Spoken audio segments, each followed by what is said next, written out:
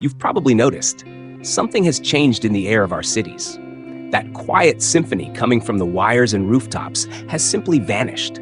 Sparrows, once the soundtrack of our mornings with their hurried little songs, are disappearing. But why? What's driving this species, once the very face of urban life, to vanish so quickly? This isn't just another video, it's a timeline with a turning point that only makes sense at the very end. If you leave early, you'll only get half the story. And trust me, the second half is the one that really matters. Today, you'll discover how seemingly harmless changes, like a new type of rooftop or a more modern traffic light, might be pushing an entire species off the map.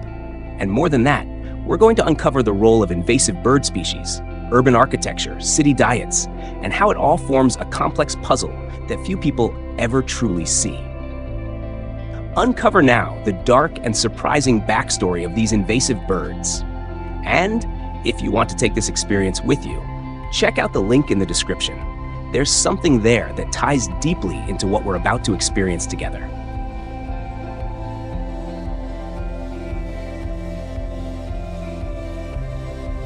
This video will take you through something that starts simple and ends by revealing something few people dare to show. Skipping even 1 second might leave you out of what really matters. You know that strange feeling that something's missing, but you can't quite put your finger on it? That's exactly what many people in cities like Berlin or Chicago have been sensing. What's vanished is the quiet song of the sparrow.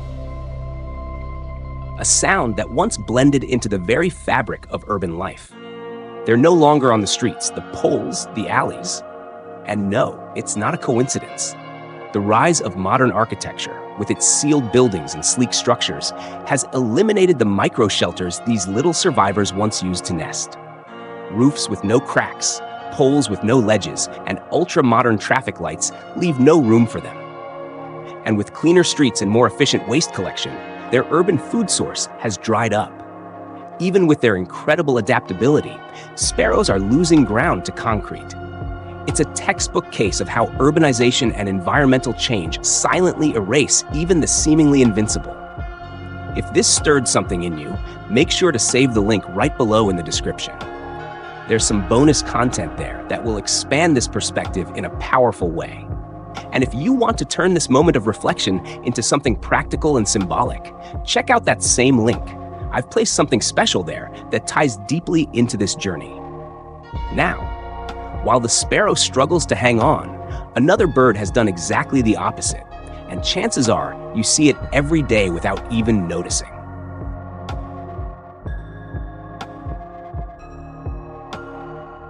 While sparrows struggle to survive, there's one bird that seems to be everywhere, from the squares of Munich to the alleyways of New York City.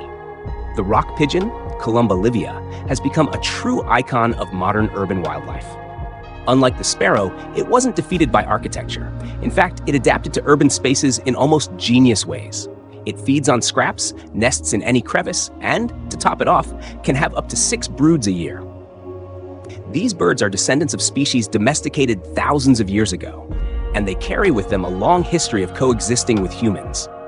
In cities, they found food abundance in torn bags, open trash bins, and crumbs left on park benches. It's a perfect portrait of dietary adaptation. And as if that weren't enough, they're incredibly resilient, enduring cold, pollution, and noise with impressive ease. Oh, and they love a good bath, whether it's in puddles or public fountains. But where did they come from? Are they dangerous? And why are they multiplying so quickly? The answers might surprise you. And if you're enjoying this look at the other side of urban bird life, check out the link below in the description. There's a resource there that will make you see pigeons in a whole new light. Now, what if I told you there's an exotic bird that silently invaded the countryside, and unlike the pigeon, is now being seen as an ally?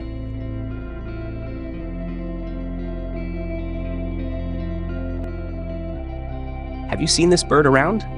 Long, elegant, usually white, and almost always walking beside cows or horses in the fields. That's the cattle egret, Bubulcus ibis, a quiet but strategic presence in the dynamics of agricultural environments. Although it's considered an exotic species, the way it's integrated into ecosystems surprises even the experts. Instead of competing, it cooperates. It hunts insects in the pastures and helps reduce pests like the dreaded spittlebug. This invasive bird has a curious talent. It follows large herbivores closely, taking advantage of their movement to snatch up small insects that leap from the grass. This makes it a natural ally in the biological control of pests. Its presence has been observed across various regions, and its animal adaptation to living alongside humans and livestock is so efficient, it almost seems intentional. I've even seen them at landfills, hunting between trucks and machines like it was their natural habitat. Which brings up the question, is this invasive bird actually a problem for us? Or does it show us that not every biological invasion needs to be met with alarm? If this kind of unexpected balance between nature and urbanization fascinates you, save the link in the description. There's content there that dives deeper into this exact topic. And now that we've looked at an invader that helps, maybe it's time to meet the other side of the coin, a bird that's throwing everything off balance. And trust me, you'll be surprised.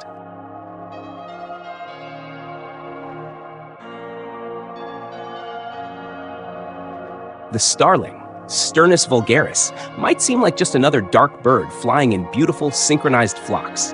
A stunning sight, no doubt. But behind this aerial spectacle lies one of the most dangerous invasive birds on the planet. Listed among the world's 100 worst invasive alien species, this bird has caused severe ecological imbalances, especially in the United States, where it was artificially introduced and spread like wildfire. The problem? Starlings destroy the nests of native birds, steal food from other species, and directly compete for space. They reproduce rapidly, adapt to nearly any urban or rural environment, and are even carriers of bird-transmitted diseases. Their ability to fly in dense, coordinated groups shields them from urban predators, while their varied diet makes them a constant threat to agriculture and biodiversity in the regions they've invaded. In the US alone, damages caused by this bird exceed $1 billion annually. The starling is yet another lesson on the consequences of disrupting nature's balance. And if this kind of environmental impact unsettles you like it does me, check out the link down in the description. There's bonus content there that helps unpack how small human decisions can ripple into massive ecological consequences in our cities.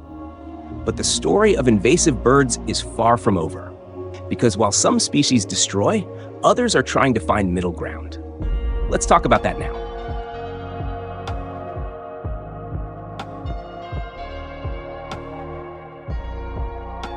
Not every bird that crosses a border causes disaster.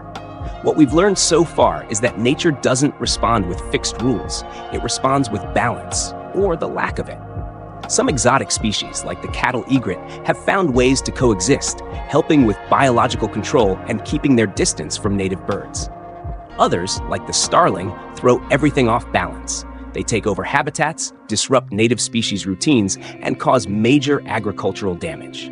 The big issue is that the impact of an invasive species depends not only on its behavior, but also on the environment that receives it. In urban ecosystems, where there's little natural regulation and plenty of food from human activity, the risk of ecological imbalance increases significantly. The presence of these birds can disrupt the ecological niche of native species, alter the food chain, and even affect breeding and migration cycles. And sometimes, it all begins with a single, poorly planned introduction. If you're finding all of this complex and fascinating at the same time, you know what to do. Check the link in the description. There's content there that visually explains these relationships between invasive birds and their environments, the kind of thing that can truly change how you see the city you live in. And speaking of seeing things differently, maybe now it's time to lay the numbers on the table and understand what the data reveals behind each species.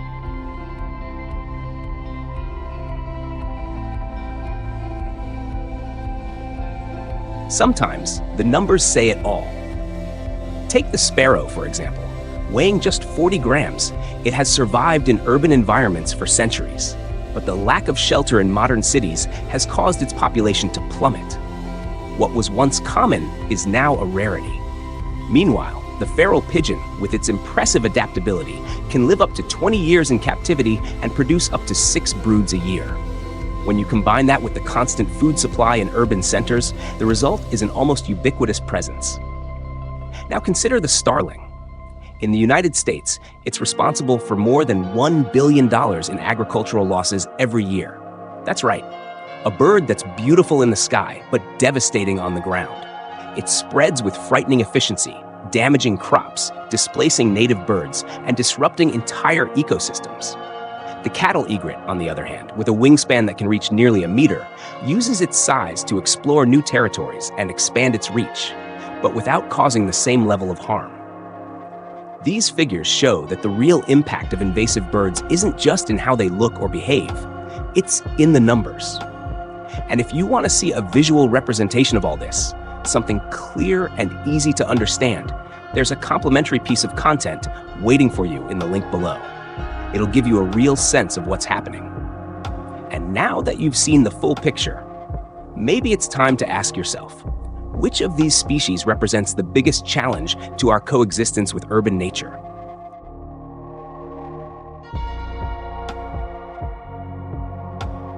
Now that you've seen all of this, tell me, what if I told you he's not even native?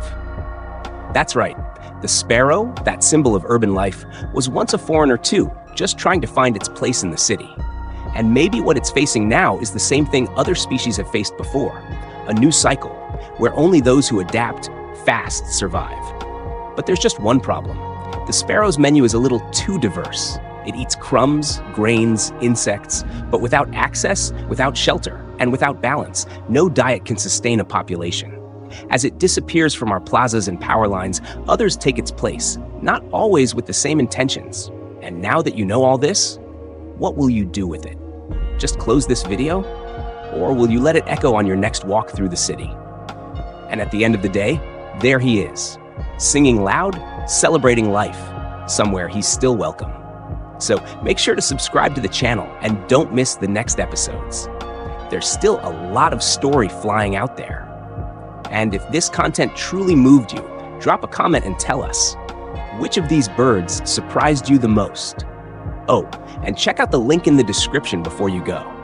It might be the most beautiful way to keep this conversation going beyond the screen.